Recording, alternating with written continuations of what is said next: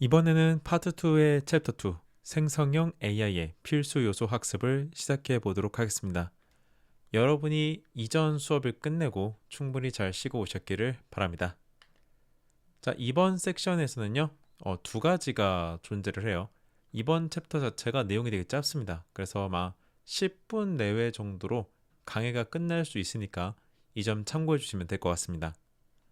총 두 가지 섹션이 존재하는데 첫 번째 섹션은 생성형 AI 플랫폼 소개, 두 번째 섹션은 생성형 AI 플랫폼의 주요 기능입니다.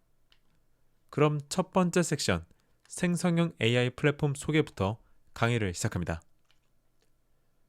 이게 보자마자 바로 첫 번째 페이지를 체크하고 계시는 분이 계실 수 있는데 이번 섹션, 그러니까 정확히는 이번 챕터 자체가 나올 만한 내용들이 많이 한정되어 있고 나올 확률을 갖다가 고지 고려한다면 섹션 2에 조금 더 몰려있는 편입니다.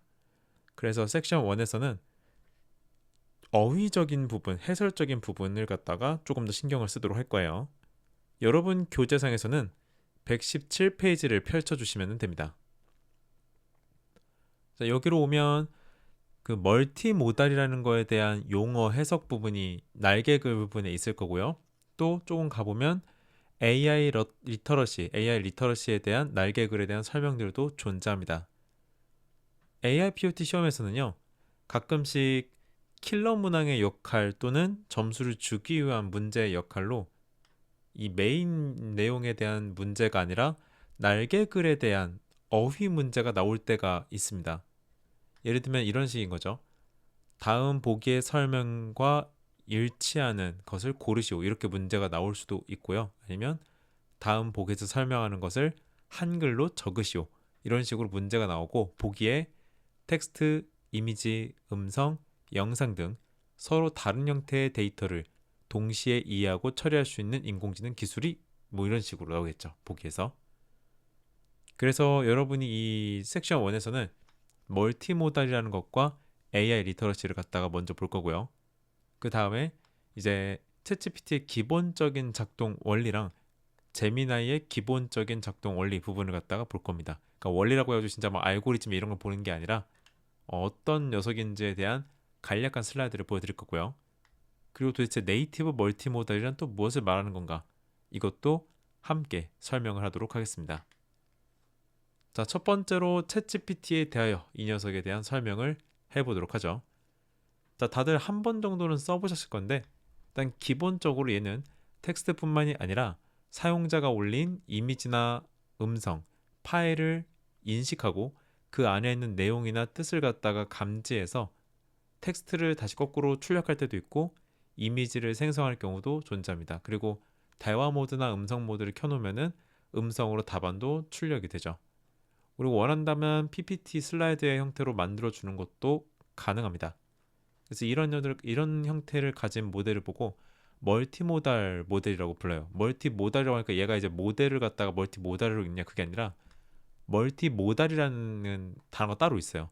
추후에 이제 뭐 단일 모달, 멀티모달에 대해서 배우게 될 건데 한마디로 파일의 형태를 두 가지 이상 처리할 수 있다면 이걸 멀티모달로 본다라고 이해하시면 됩니다. 그래서 챗GPT가 어떤 녀석인지에 대해서 간략하게 이번 슬라이드에서 봤고요. 두 번째로 AI 리터러시입니다. 여러분 그 몇 년 전에 조금 유행했던 건데 디지털 리터러시 막 그런 단어 많이 들어봤었잖아요. 생성형 AI 시대에 오니까 이번에는 AI 리터러시라는 단어가 조금 더 보편화되어 있는 상태입니다. 자, 정의는요. 인공지능의 기본 개념과 작동 원리를 이해하고 이를 일상이나 업무에서 활용할 수 있는 능력이 아니라 올바르게 활용할 수 있는 능력인 게 그게 핵심이에요. 보통 리터러시라고 하면은 사용 능력과 그리고 이거를 올바르게 쓰는 뭐 윤리적인 그런 시점을 모두 포괄적으로 말하는 거라고 이해하시면 될 것 같습니다. 그래서 이제 AI 리터러시 안에 포함된다고 한다면 뭐 프롬프트 엔지니어링을 정말 잘하는 거 그리고 또 업무 스타일에 맞게끔 AI 도구를 쓰고 이 AI를 사용할 때 윤리적인 관점을 갖다 항상 이해를 해야 됩니다. 그리고 얘가 완벽하지 않다라는 걸 한계를 갖다가 이해를 해야 돼요. 그것이 이제 또 중요한 부분이고 그리고 얘를 통해서 사람과 사람이 또는 사람과 AI가 협업을 통해 전체의 생산성을 향상시킨다. 이게 이제 핵심이 됩니다. 자, 다음 제미나이에 대해서 보도록 하죠. 제미나이. 얘는 기본적으로 원래 구글이 바드라는 녀석으로 첫 번째로 출시를 한 적이 있었어요. 네. 근데 이때 당시에 그 바드의 뭐 성능은 둘째치고 바드보다 더 향상된 AI로서 무언가를 만들어냈고 그게 바로 제미나이예요. 그래서 이름을 갖다가 이제 제미나이로 통일을 시키게 됩니다. 제미나이도 마찬가지로 챗GPT와 함께 멀티모달 형태의 처리 능력을 가지고 있어요. 그래서 사용자가 텍스트나 또는 텍스트와 이미지 또는 뭐 텍스트와 오디오 이렇게 여러 개를 갖다가 입력을 하면 출력값도 그에 맞게 또 여러 가지 종류의 파일의 형태로 출력값이 만들어지죠. 그래서 챗GPT도 제미나이도 멀티모달이라고 알아두시면 되고요. 그 챗GPT에 대한 설명보다는 제미나이에 대한 설명을 하다 어느 정도 좀 보셔야 되는 게 최근에 생산성 본부가 자체 실습에 사용하는 AI도 다 제미나이로 교체한 상태거든요. 그래서 아무래도 제미나이에 대한 무게를 조금 더 실지 않을까라고 조심스럽게 예상을 한번 해봅니다. 마지막 이제 세 번째 부분이죠. 네이티브 멀티모달이라는 거에서 우리가 알아보도록 하겠습니다. 얘는 어떤 걸 말하냐면 처음에 AI가 이 멀티모달이 만들어질 때부터 여러 형태의 데이터를 하나의 모델 안에서 처리하도록 만들어진 거다. 이렇게 알고 계시면 돼요. 그러니까 일반적인 여러 모달리티를 갖다가 처리할 때는 각각의 막 텍스트 모델, 이미지 모델, 음성 모델이 제각각 처리했다면은 네이티브 형태의 멀티모달은 이미 이거 자체가 얘를 다 처리할 수 있는 형태의 모델인 거예요. 그래서 제미나이는 이렇게 네이티브 멀티모달을 이용해 가지고 만들어진 AI다. 이렇게 알아두시면 될 것 같습니다. 그래서 섹션 1은 딱 여기서 마무리를 지을 거고요. 내용이 이렇게 많은데 이것만 봐도 되냐라고 한다면 제가 처음에도 말씀드렸듯이 모든 내용을 다루는 강의 영상이 아니고 정말 중요하다 싶은 것만 짚는 영상이라서 중요한 거다라고 판단되는 것만 설명을 드린 겁니다. 시간이 조금 더 된다면 기적적으로 이 영상을 한 달 전에 보고 있다면요. 당연히 섹션 1의 내용을 한 번 정도 정독하시는 게 훨씬 안전하고 유리하다고 보시면 됩니다. 그럼 이제 섹션 2 생성형 AI 플랫폼의 주요 기능에 대해서 들어가 보도록 하겠습니다. 여러분 교재에서는 122페이지를 펼쳐주시면 됩니다. 이번 섹션에서는요. 여러분이 봐둬야 될 게 그 챗GPT에만 있는 기능 그리고 제미나이에만 있는 기능들을 갖다가 초점을 잡아주시는 게 중요합니다. 가령 예를 들어서 지금 여기 캔버스라고 되어 있는데 이번에 GPT 5.5 모델로 업데이트되는 과정에서 무료 사용자는 더 이상 캔버스를 쓰지 못하게 됐습니다. 그래서 이건 삭선 처리하셔야 돼요. 캔버스는 플러스 이상 요금제뿐만 아니라 무료 사용자에게도 제공된다. 이 부분을 삭선 처리하셔야 됩니다. 이건 지금은 통용되지 않는 말이에요. 그럼 지금 캔버스를 못 쓰는 거냐? 그런 건 아니고요. 유료 사용자는 옛날 모델을 선택할 수 있잖아요. 그래서 챗GPT에 들어와서 모델을 5.4로 하향 조정하면 그때부터는 캔버스 기능을 갖다가 사용할 수가 있습니다. 근데 무료 사용자는 모델을 변경을 못하죠. 그러니까 사실상 무료 사용자는 캔버스를 쓸 수 없게 됐다. 이렇게 알고 계시면 될 것 같아요. 자, 그리고 코덱스 부분이죠. 챗GPT를 쓰는 이유 중에 하나가 이 자유롭게 자연어로 코드를 갖다가 생성하는 작업들, 그걸 코덱스에서 할 수 있기 때문에 이 코덱스에 대한 내용을 여러분이 또 참고해 주시는 게 좋습니다. 그리고 여러 가지 채팅방을 하나의 프로젝트에다 다 집어넣어 놓고 어느 채팅방에서 어떤 대화를 하든 다른 프로젝트의 내용이 참고되게끔 하는 그런 공간, 프로젝트라는 공간이 있고요. 그리고 챗GPT의 주요 기능 중에 하나죠. 커스텀 GPT, 자기만의 챗봇을 갖다가 특정 프롬프트나 지침을 입력해가지고 만들어내는 기능이 있죠. GPTs라고도 부르고 커스텀 GPT라고 부른다. 이렇게 알아주시고요. 그리고 사용자가 챗GPT한테 입력했던 대화 중에서 사용자에게 중요한 정보 또는 그 이외의 핵심 정보 같은 거를 따로 기억해서 다른 대화에서 반영시켜 해주는 기능이 메모리 기능 존재하고요. 에이전트 모드는 프롬프트 칸에다가 사용자가 그 에이전트 모드를 갖다가 적용을 시켜놓고 특정 도구를 갖다가 연결시켜 놓으면 명령을 입력했을 때 그 도구들을 자동으로 가지고 와서 사용하게 하는 그런 모드다. 이렇게 알고 계시면 됩니다. 그래서 이제 124페이지, 122페이지에 이제 챗GPT를 확인했고 124페이지에서는 제미나이의 주요 기능들이 있어요. 자, 챗GPT에서는 커스텀 GPT라는 게 존재했다면 제미나이에서는 잼스가 존재하고 있어요.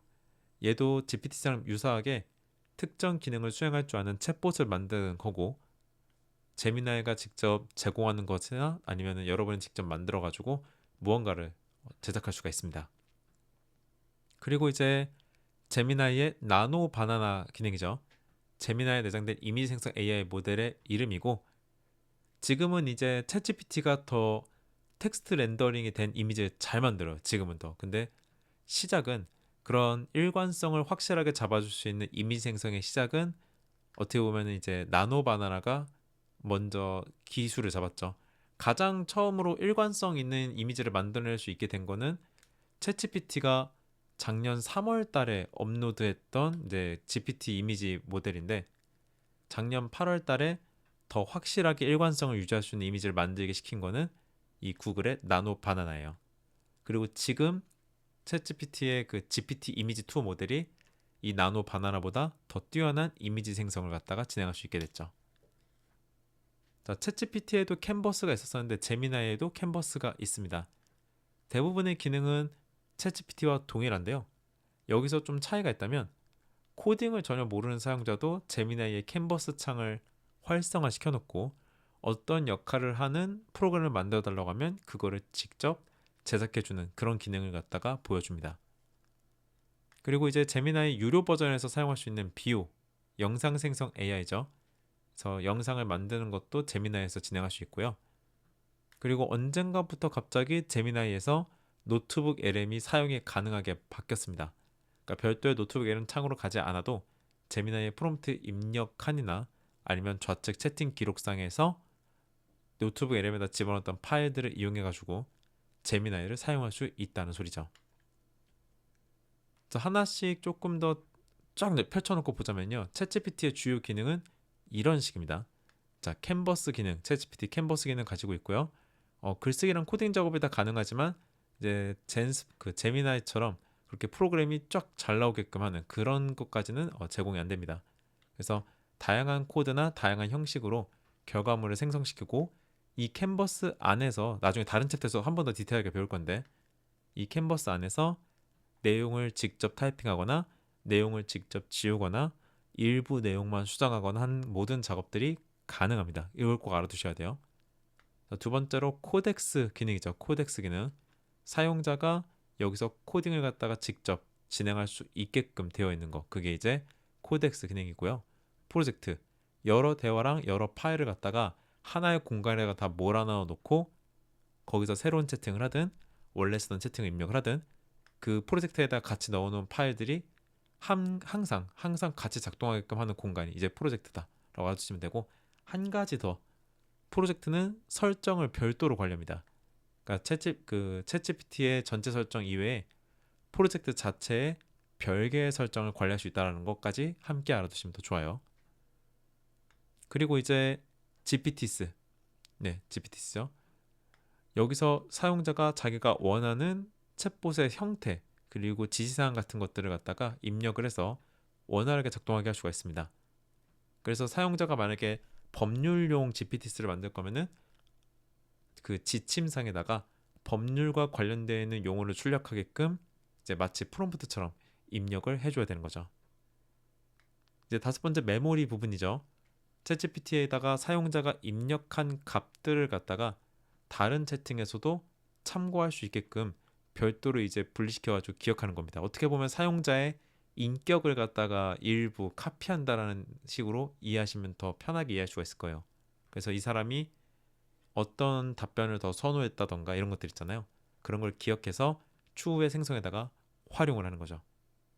그래서 뭐 에이전트 모드는 아까 말씀드렸듯이 일반 채팅 모드가 아니라 여러 도구랑 연동시키는 그런 모드를 가동시키는 거고요. 이것들을 다 알고 있어야지 여러분이 챗GPT의 주요 기능들을 갖다가 확실하게 활용할 수 있습니다. 그리고 제미나이의 주요 기능들을 보죠. 자, 제미나이 이게 오타는 젠스가 아니라 잼스예요, 잼스. 자, 제미나이의 주요 기능들은요. 이제 첫 번째 잼스, 챗GPT의 GPT랑 유사한 개념이라고 말씀을 드렸어요. 자체 챗봇을 만들거나 특정 목적을 위해서 작동되는 AI를 구성시키는 거. 그게 이제 잼스고요. 이미지를 생성할 때는 제미나이에서는 나노 바나나라고 불리는 이미지 만들기 모드가 별도로 작동을 한다. 알아두시면 됩니다.